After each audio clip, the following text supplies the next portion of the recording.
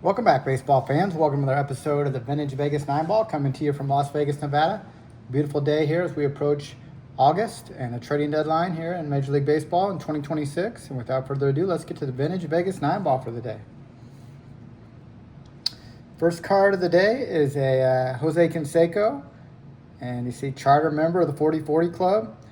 And this card actually is, you can tell it's on thinner stock here, and it's been cut out of a Beckett Baseball Monthly magazine. And I know that because it says Beckett up here in the right-hand corner.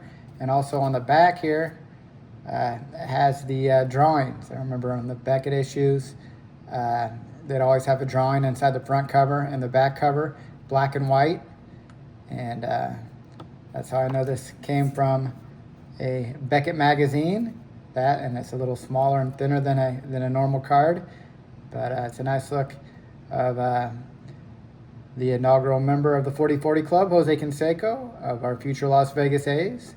And we'll put him on the stand in front of VEGASTILTSKIN for our future Las Vegas A's. And next card is a drawing, too. This is in color, but the same artist who did those Beckett black and white drawings was actually, believe it or not, the father of the great star from the Blue Jays, Vernon Wells. And you see, if you look closely, you can see V. Wells there, signed on this Barry Larkin. Yeah, he did those drawings for the Beckett and also for these Upper Deck cards in the early 1990s.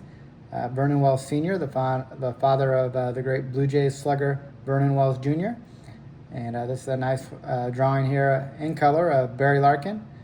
And yeah, I remember those days waiting each month to get the baseball Beckett. I didn't get the baseball Beckett, but my neighbor did. So we'd always go over there and look up our cards each month when it came in the mail. And those were great times. Memories of our youth. So yeah, I always remember that. And yeah, Vernon Wells, the father of Vernon Wells Jr., the Blue Jays fame. Next card is Donnie Baseball, and that reminds me of my neighbor who got the Beckett Monthly, was a big Donnie Baseball fan, and he collected Don Mattingly's, and he was his favorite player. And a big Yankees fan. He moved to Illinois from New Jersey, and Donnie Baseball was his idol. And he'd get those Beckett's and look up his Don Mattingly's. And Sandberg was my favorite player. I was a Cub fan, and I looked up Sandberg, and then later Sosa at the beginning of his career. But yeah, Don Mattingly, here he is for the Yankees. You see him here in the '91 Yankees. He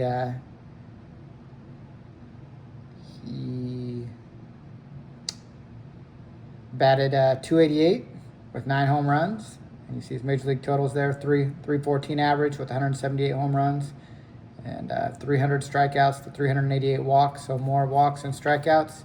You'd never see that today.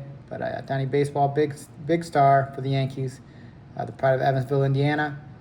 And Don Mattingly, put Don on the stand. Eventually maybe get in the Hall of Fame.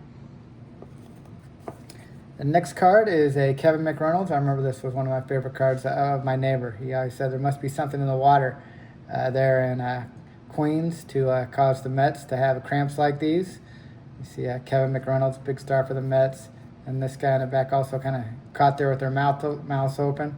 And yeah, always, my neighbor really liked to poke fun at this card, I remember. And yeah, Kevin McReynolds.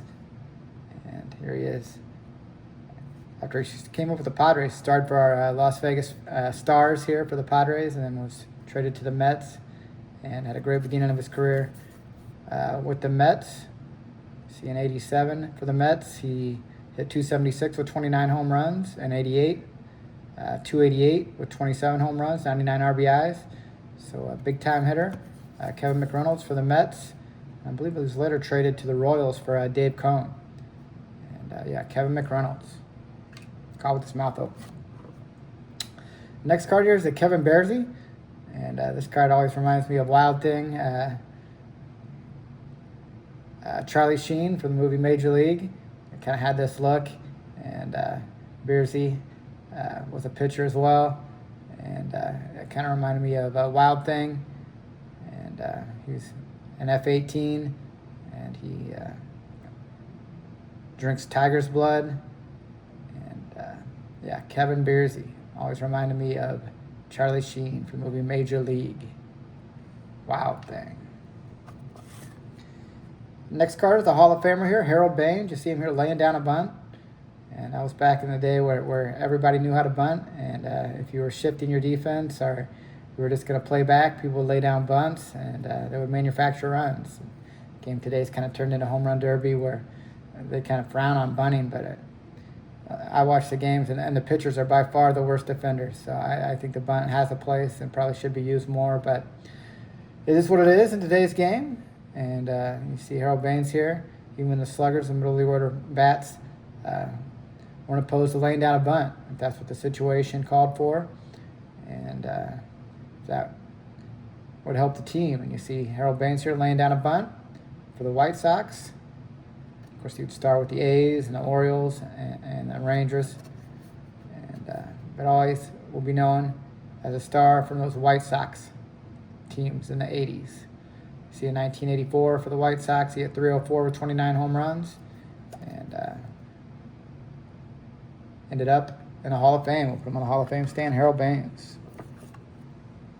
Next card, another Hall of Famer here, Craig Biggio with his dog Shelby. This is Milkbone dog treats cards from the early 90s. And I remember 1993 limited edition, and they put out several stars with their dogs. And let's see, Shelby was adopted from a Citizens Animal Protection Shelter. She's a great ball catcher and loves to play. And she's a golden retriever. And of course, Biggio, great ball catcher himself, started out as a catcher and then transferred into a Gold Glove winning second baseman. Craig Biggio, Hall of Famer, put him on the Hall of Fame stand with this dog Shelby. The next card is a Jackson Holiday. I don't really know too much about these splat cards. I think I got this in some type of grab bag, but it's a 1 of 1. Of course, Jackson Holiday was 1 of 1. He was drafted number 1 overall, picked number 1 in the first round. And I think these splat cards, they just change the backgrounds and they keep the same photo. And so this is a 1 of 1, but I mean, and every other card has this same image. It's just the background colors are changed. And I think the real draw are the autograph cards that you can get in some of these packs, but I've never brought myself to pay. I think it's like $50 or $60 for a box to try to get the maybe $100. I don't even know how much they go for. But yeah, if anybody knows anything about these splat cards, and this is a Jackson Holiday rookie, 1 of 1, and I think I looked it up online. It's worth like $15 or something, 1 of 1. But yeah, if anybody knows anything about these splats or recommends them, let me know in the comments. Jackson Holiday, put him on my stand, number 1 overall pick in the draft. Of course, the baseball draft just happened here recently, a couple weeks ago in 2026.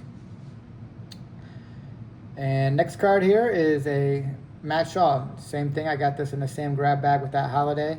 And this is a Matt Shaw autograph card, Queen of Spades here. And we love the Queen of Spades being from Vegas here. And this is a Matt Shaw, 4 of 4, number 4 of 4. And it's an autograph. And of course, we hope Shaw, as a Cub fan, develops into a superstar. And no stats on the back. It'd be nice if they had stats, but no stats, just the autograph. The autograph's nice enough. And here is the Queen of Spades, Matt Shaw. Let's hope he develops into a big-time superstar. And this card's worth countless amounts of money. But I hope you guys are enjoying your summer. We appreciate you watching. And take care, and God bless.